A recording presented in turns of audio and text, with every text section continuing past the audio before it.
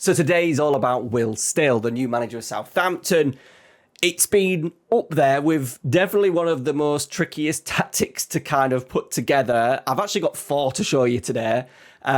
Mainly be down to his style, and I'm going to kind of link him to an English manager very soon of how he kind of sets his teams up and how he thinks about the game in general. So we're going to talk about that. We're going to talk about kind of a little bit through his history and his main season with Stade Reims, and then his last season with RC Lens before he then obviously moves on to Southampton, and the kind of the underdog kind of mentality, which has maybe affected the way he plays and how that maybe then applies to Southampton, who are going to be actually one of the favourites to go up, if not the favourites to go back up into the Premier League next season. All right, guys, let's get into it. Will Still, 4 tactics to show you. Let's go. So, a couple of things that I want us to focus on. After watching many a podcast and many a highlights, it's kind of difficult to pinpoint a set style in possession. I think, if anything, it's compactness without the ball, not sitting too deep, trying to counter a fair bit. He tends to have quick, versatile players up front. Definitely when we look at some of the average positions as well, there's kind of a gap between the striker and the midfield. So it kind of shows that he's maybe wanting to go direct at times with however, like a whole host of different tactics and systems. Now, during his main season with Stade Reims, his only full season with them, he took over halfway through 22-23. His first game was that 0-0. There's a coach's voice video that which a lot of people have seen of how he did it. And one thing that I noticed in there was he doesn't want to just sit back. He knew he would have to defend, so he kind of played with a back 3, back 5, but he didn't want to sit too deep. So there's that initial thing of getting up the pitch, not soaking up the pressure and parking the bush. There's a definite an element of pragmatism in his management, but it's more proactive in terms of how can we try and put a team out, a tactic out, a system out that's going to give us the best chance of winning the game, if that makes sense. So I think that's why there's a lot of changes. Also, his move from Reims to Lens, we'll talk about in a bit also, and the system that they were playing pre that I think has kind of determined, and the players that he's had and then lost during last season has kind of determined how he ended up finishing there. But his main season at Stade Reims, as you can see, it's changed a little bit, but there's a lot of 4-3-3s, and in particular, a lot of 4-2-3-1s. Very rarely did he play that 3 at the back. A couple of times in there, a couple of times, I think towards, a couple of games in here, 3-5-2. Now, moving into the following season when he took over at Lens, it's very much a mismatch.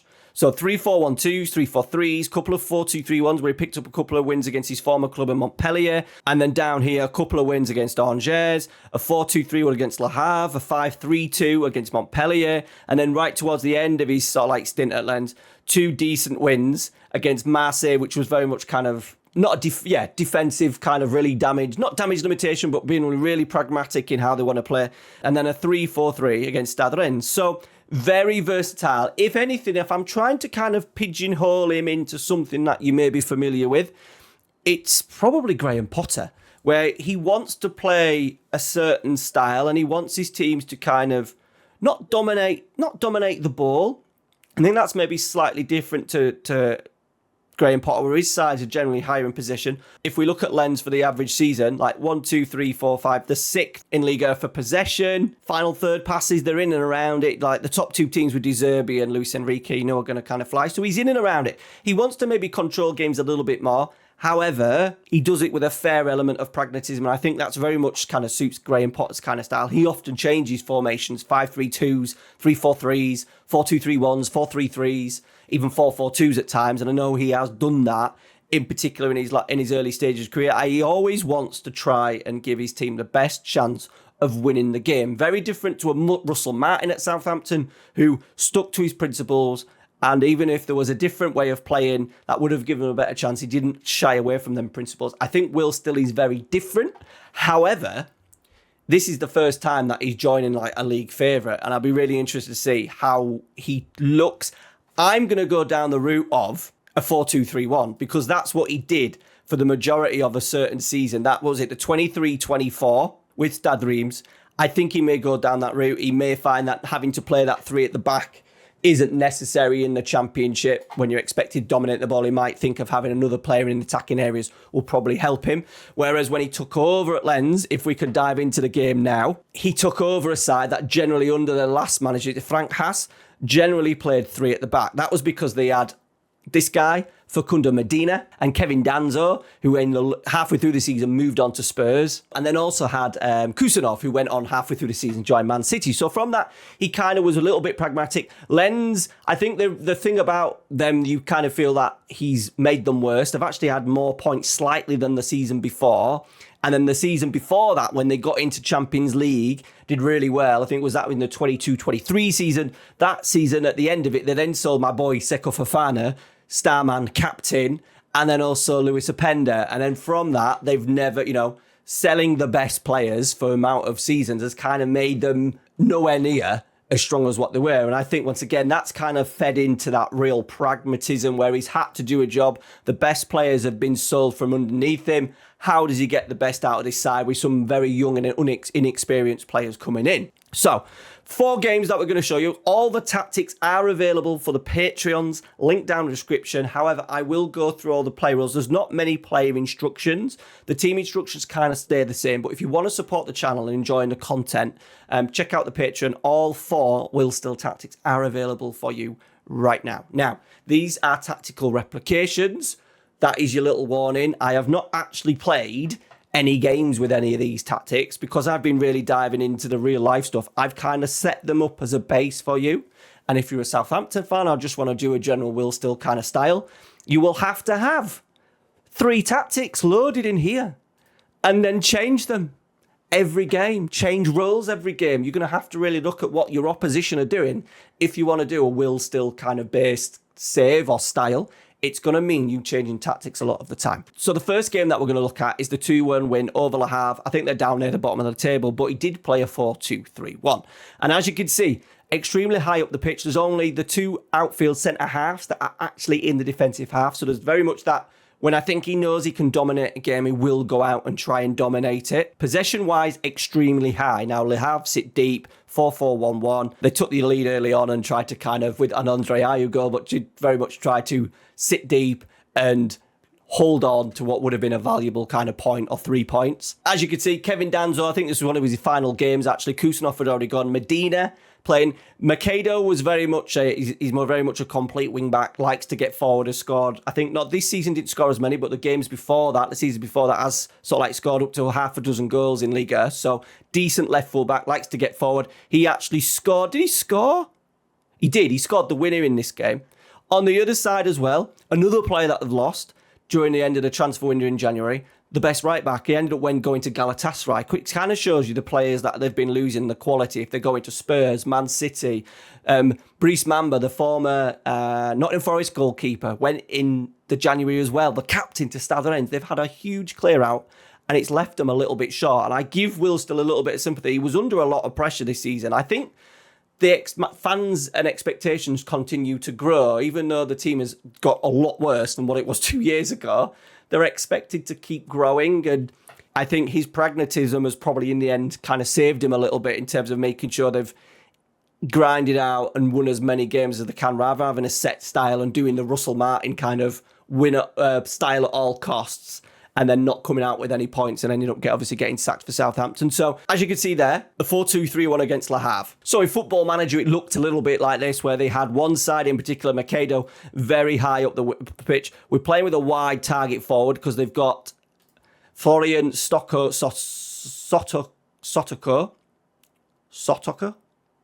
Florian, very much on this right-hand side, 6'2", has got decent number of assists, likes to cross early, hasn't got much pace because he's in his sort of like early 30s. So I put him as a wide target forward. Often they would play balls out to this side. Target forward up top.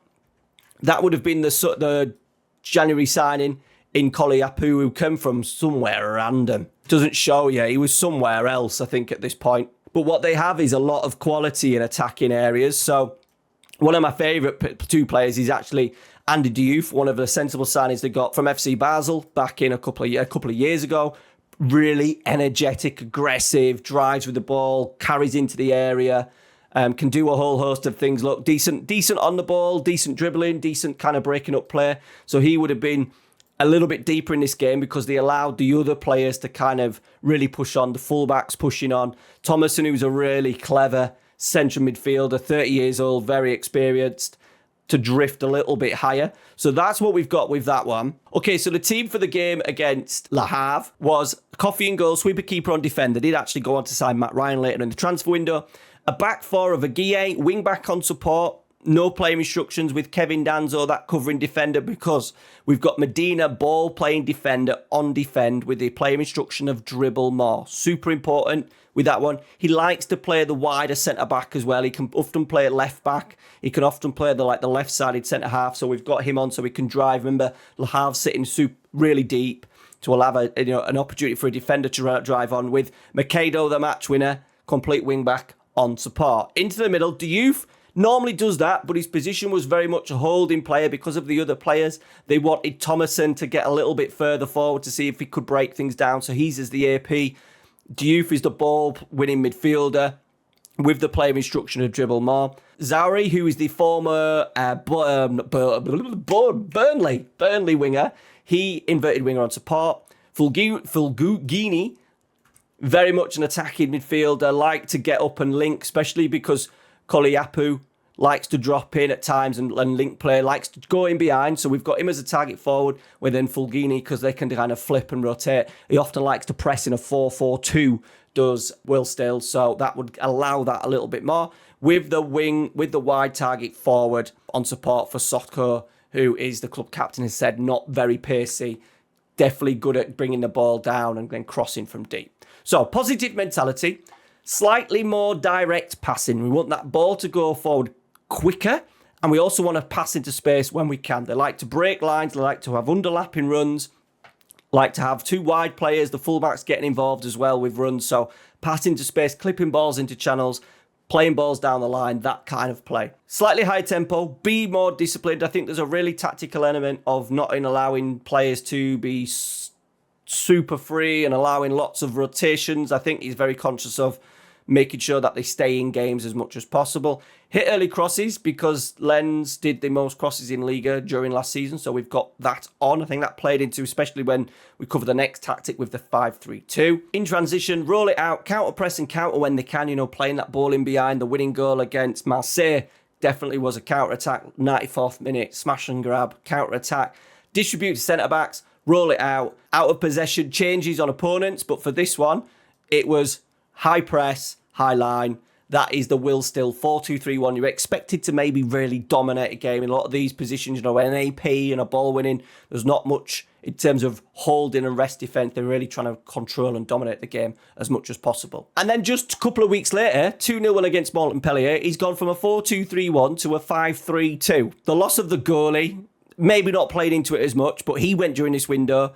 Danzo's now gone, Kusanov's now gone, and then Frankowski's actually played his last game for the club. So 5-3-2. Can you see Medina that I spoke about? Very much now that left-sided centre-half wants to push on. Malang Sarr holding in the middle. And then Grandit once again, kind of a centre-half / right-back with Macedo, the higher out of the two wing-backs. Diouf in the middle, doing a very different role. The last tactic, he was very much kind of a ball-winning midfielder. This now is more of an attacking threat, with Thomason getting into these sort of like half spaces as that little bit more of a creator. And then Al-Nouni very much has scored a lot of goals, a lot of penalties, a lot of corners, assists this year. So clever footballer who likes to play a little bit higher, but had the, he's not played with a kind of the anchor and an aggressor there. He's gone with someone technically who can play. Maybe because they're wanting to find these two up front in Mbalo Nzola and Koliapu. Both like to stretch the play, run into channels. So I think maybe having that little bit of quality deeper to find those longer balls into the channels. So then this is how I then put it together. 3 at the back, said that wide centre-back on support for Medina to get a little bit higher. The wide centre-back on defend on the right-hand side, just a cover defender. That would have been Sarr, the cover defender there, just central defender on cover. The DM, I have gone DM on support, but thinking about it, it probably would have been, he can't do it in the game. This is El-Nouni, look. Very good, versatile player, but very much a technical player, really good with his free kicks, corners, penalties, that sort of thing. So definitely a technical player. So a DLP on support would probably suit it a bit better. With Frankowski on that right-hand side wing-back support, Macedo's allowed to get a little bit higher, so we've gone complete wing-back on the spot. Very much more of a roaming, freer kind of wing-back.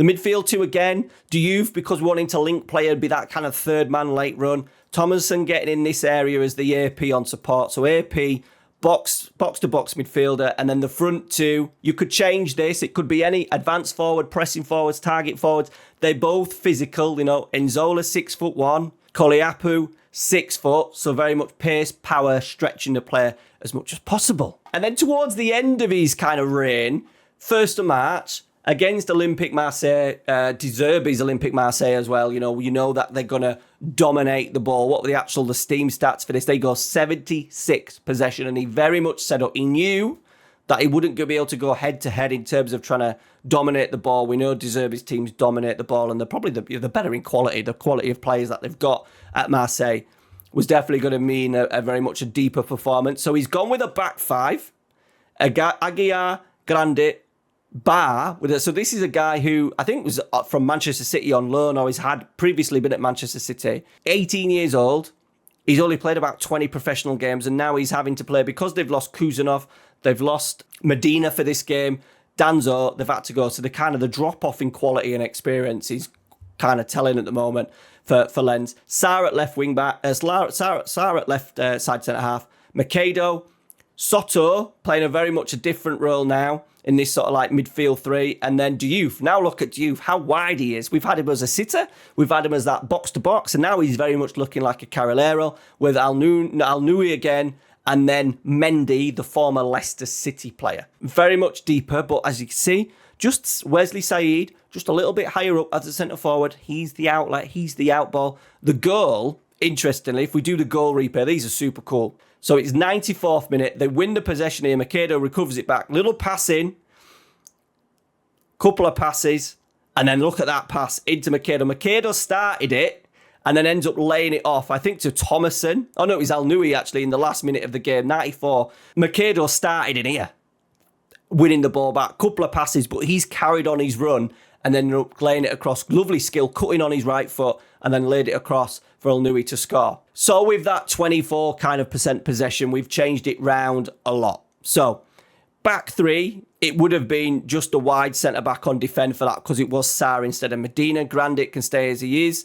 Aguiar played in here, a versatile right wing-back, but we've put him on defend because there wasn't much in terms of it was always kind of nearly a back, kind of like an offset back four, with Macedo just having that little bit of freedom to go on that left-hand side. Now, Thomason didn't play in this game, but Mendy did. So it was Mendy and Diouf, lots of legs, lots of energy in there. Diouf was the Carrilero because his positioning was a little bit wider. Mendy was sort of like the third highest player. So we've gone box to box, but that could probably be at the same time ball winning midfielder with then Soto, Florian out as a wide target forward. And up front they played, who was it that got the run? Yeah, it was Wesley Said for this one. If we look at his profile, very much just an advanced kind of forward. The reliance on him having a little bit of pace in behind. So that was counter-attacking. We've dropped the low block up. Look, we're trapping outside. We're trying to be compact. But we've left these the same. We want to press. We want to be more disciplined. We want to cross when we can. We want to pass into space. That's where that goal. We want to be slightly higher and try and break and counter when we can. The only instruction that I am going to take off, though, is counter press. It would have been a regroup for this one because of the low possession numbers. There wasn't any kind of thing of pressing it back. Now, their general pressing numbers are really good. PPDA is actually, I think, third in Liga, 10 point something. So decent pressing numbers. That's up there with like the high teams in the Premier League as well. So it kind of shows that he does want to be energetic in terms of getting the ball back. We've left it also balanced as well for that one. So that gives you three. You've got your kind of your 4-2-3-1 where you want to dominate. You've got your 5-4-1 here against Marseille where they park the bus. You've got your 5-3-2 against Montpellier where they were looking to really play in behind. And then the other one that he's used a lot has been a little bit more of a general 3-4-3. So once again, pacing behind, advanced forward. We've got a wide player. So they've got a couple of players that can go out here. Agbonfico. They've got Zaruri, who was at Burnley. And I've also got a couple of other wide players that can kind of go out there as well. So on the right-hand side, we've gone for Soto. But once again, that can change depending if you want to go. At times, they've played this dude, the young... Is he young? I think he's quite young. Yeah, 21 years old. Winger, who likes to get it and then drive in. So if you're going to go winger, you want cross more often on. And you also want to cut inside. They like to cut inside. So if you're going to change that to a winger, I would go winger like that and ask him to cut inside. He does like his wingers to kind of cut inside with the ball. Holding midfield, it would have been, you've got that box crasher again, the energy of a Mendy and a Diouf, and then that little bit more of a classy player in maybe a Thomason, a Fulguni. He can't do it in the game, but we've spoke about him numerous times. And then Neil El Ayanui. I butchered that name. I butchered a lot of these names today. But basically him, ball player and a little bit of legs in there with the back three. Once again, Medina being on that left-hand side. Like the back three, you think as well, the players that they've had and lost. Like Makedo's been super good. Super good. Medina on that left-hand side, left centre-half. Danza was the middleman, with then Kusanov as that right centre-back, with then Samba, Brice Samba in goal. They would have had Frankowski, who's a really good experienced wing-back. They've had players such as the players they've got in there now are really good, but they've also lost Seko Fofana. Up front, they've lost Lois Openda. They've had a really good team, and it's slowly dwindled and dwindled away, and he's probably jumped at the right time. Now, talking to Southampton finally, I think you would expect him to change his tactic a little bit. I don't think it'll be just as much, because I don't think he needs to really... When you're a team that's either struggling or not one of the big boys, I think you definitely need to change and kind of look what the other team are doing. I think he may go down more of a route of this is kind of us. And I think like he did at Stade Reims, he may just play a set style. I think he will maybe go down more of a 4-2-3-1 with then a look at some of the other systems. I think what he is going to need to do, Southampton fans, I'd love suggestions, or anyone who knows sort of like championship level, they need legs in midfield. If you think they've got players here like Mendy, Elna, that guy that we're going to talk about, where is he?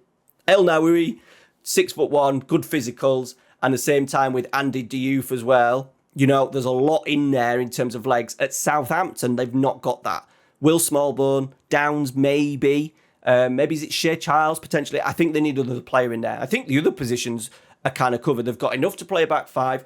Kyle Walker-Peters going, so they might need to strengthen maybe at right fullback. So yeah, they've got Sugawara if he stays. James Breers maybe a little bit of a backup left back. They've got options in Manning who can do left wing back. The youngster, not young so young, but Wellington as well if he stays. Centre back they covered. I think Bellis may stay, Wood and then Edwards. I think Kotchap and Bednarek will probably go. Goalkeeper may be a little bit of an issue because Bazzuno's had a mare. Alex McCarthy's too old and not been great. And Ramsdale expect to leave. So goalkeeper may be the one. Said midfield, they have got Shea Childs, who's a little bit of an all-rounder. Maybe not that real box-crashing kind of Andy Diouf type though. So that's where I think they might want to go with a little bit of legs. They've got enough ball players in Smallbone and Downs. Matsuki is an interesting one. I don't know who he is and where he's come from, but quite technical. Can play a little bit, so I think he will be a little bit of an option at times with Mateus Fernandes, who may do that kind of number 10 role, decent in terms of out of possession as well. And then strikers, I think it could be like they could do a 5-3-2 with Onuachu up there. I think he may try and use him a little bit, but I think it is the season for Cameron Archer. That one who's maybe got a little bit of pace to get in behind, only 5'7", but those direct passes, trying to work with him. Can we get the ball into the channels and then maybe balls into the box with maybe a front two if he goes down that 5-3-2 route? Wow, that was super difficult to put together. I hope you've enjoyed the different way we've tried to break it down game by game, and we've kind of showed you the tactical flexibility that he offers. And I'm really intrigued to see how he gets on at Southampton. Will he set more of a style, more of a a constant rigid tactic of with a couple of variations rather than literally not changing his philosophy, but definitely changing his starting formation shape from game to game, depending on opponent. Super interested to see. Thank you very much for watching. Check out that Patreon. Take care. See you later.